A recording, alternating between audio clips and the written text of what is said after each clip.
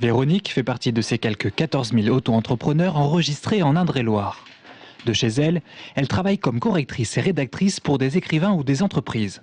Son secteur d'activité est en crise, alors en 2010, elle a décidé de créer son propre emploi pour s'en sortir. C'était la seule solution pour exercer en tant que rédactrice-correctrice indépendante. C'est-à-dire qu'en faisant une étude classique dans un statut normal, je devais avancer 5 000 € de charges sans avoir eu le moindre client. Donc quand le statut est apparu, il m'a semblé absolument approprié. Elle a lancé son affaire depuis 2 ans et depuis elle a doublé son chiffre d'affaires. Mais comme 72% des auto-entrepreneurs en France, elle gagne moins de 5 000 € par an, soit un peu plus de 400 € par mois. Je pense que ça peut évoluer, mais pour l'instant, je pense qu'aucun salarié ne peut envier ma situation.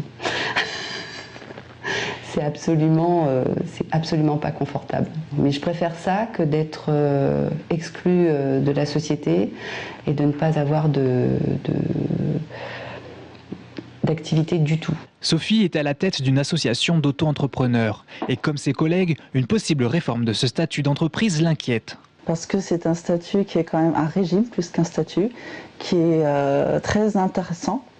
Il a permis à beaucoup de personnes de sortir du chômage, sortir de la galère tout simplement, pour pouvoir s'essayer à créer une entreprise, pour pouvoir avoir un emploi tout simplement.